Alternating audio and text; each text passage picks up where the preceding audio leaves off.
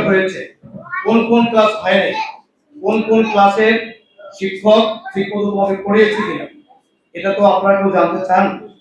বলে কে কে জানতে চান? হাত জায়গায় জানেন?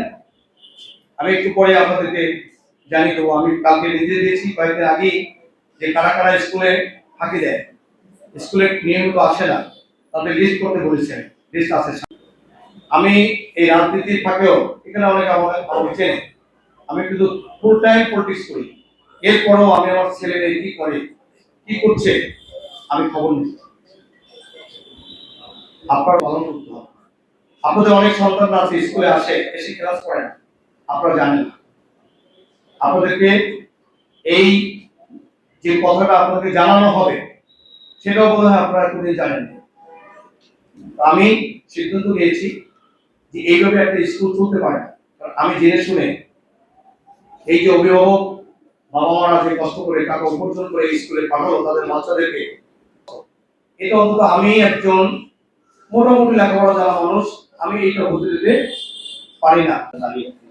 ভাই বারাদার বন্ধু বান্ধব যারা মারহুম হয়েছেন, অন্ধকারে গহীন কবরে চাইতে আছেন, আল্লাহ মেহরবানি করে তাকে আরো বাড়ি পৌঁছে দাও। আয় আল্লাহ, তুমি আমাদের মা বাপ যারা দুনিয়া থেকে বিদায় নিয়ে গেছেন, সেই সব করে আমাদেরকে যে লালন পালন করেছেন সিনমিয়া করে রেখে দিও। আয় আল্লাহ তাআলা, অভিভাবক বৃন্দ এখানে উপস্থিত আছেন, আল্লাহ তুমি দিনদার পরেকার ইমানদার বানিয়ে দাও। রব্বুল আলামিন, প্রত্যেক শিক্ষার্থীকে আল্লাহ তুমি তাদেরকে মেধাবী শক্তি দান করে আল্লাহ তুমি স্মৃতি করতে ভাইদের বিরাট তৈরি করে দাও। আল্লাহ আমার খেদমত করতে পারেন আল্লাহ, তাদের দিকে তাকায়। আসল কথায় চলে যাই। বিষয়টা হলো এই যে আপনারা কষ্ট করে বা আমি কষ্ট করে আমাদের সন্তানদেরকে স্কুল কলেজে পাঠাই, উদ্দেশ্য কি? যে তারা সঠিক লেখাপড়া শিখে মানুষের মতো মানুষ হবে, তাই না? কিন্তু আমি স্কুলে পাঠানোর পরে আমার সন্তান কি করছে, কি করছে না, কিভাবে লেখাপড়া করছে, তার রেজাল্ট কি হচ্ছে, সে বাসায় দিয়ে পড়াশোনা করছে কিনা, এই বিষয়ে কি আমি বা আপনারা কেউ সঠিকভাবে দায়িত্ব পালন করছি? আমরা করছি। তাহলে লাভটি হলো এই যে আপনি, আমি বা এই যে বাবারা মারা যে সন্তানদের জন্য উচ্চ শিক্ষায় শিক্ষিত করে সমাজে মাথা উঁচু করে দাঁড়ানোর জন্য আপনি যে পাঠাচ্ছেন, আপনি বাসায় কঠোর পরিশ্রম করে তার জন্য পাক করে খাওয়াচ্ছেন, এই গরমের মধ্যে কিভাবে আপনার সংসারে একটা ভদ্র মহিলা কিভাবে তার সংসারটাকে মেনটেন করে, অন্তত আমরা তো বুঝি। আবার পুরুষ মানুষ হয়ে যে আমরা কিভাবে বাইরে যে কাজ করি, অর্থ উপার্জন করে সেই অর্থ দিয়ে সংসারের ছেলে মেয়েকে, সন্তানদেরকে লালন পালন করার জন্য, ভরণ পোষণ করার জন্য যে অমানবিক পরিশ্রমটা করি, একমাত্র উদ্দেশ্য হলো কি আমাদের সন্তানদেরকে মানুষের মতো মানুষ করতে হবে। আপনি আমি যদি সেই দিকে খেয়াল না রাখি, তাহলে রেজাল্ট কি হবে?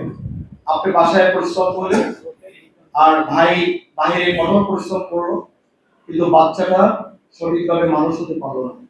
তাহলে এই পরিশ্রমের কোনো অর্থ আছে? শুধু শুধু আপনি কষ্ট করলাম।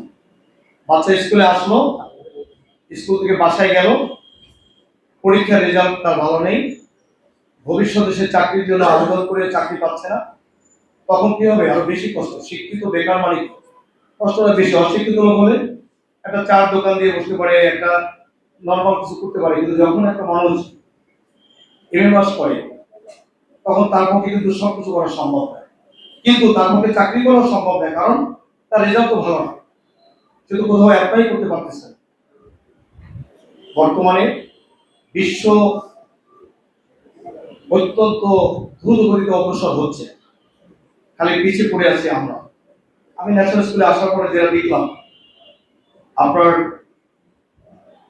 পড়াশোনার মান, আমাদের শিক্ষকরা কিন্তু অত্যন্ত মেধাবী, এতে কোনো সন্দেহ নেই। কারণ তাদেরকে আমি দীর্ঘ প্রায় 20-25 বছর তাদেরকে আমি চিনি। এখানে যারা শিক্ষকতা করে, যারা পুরানো শিক্ষকরা আছে,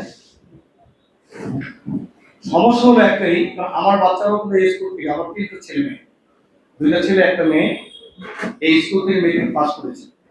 আমার মেয়েটা ইংলিশে অনার্স করে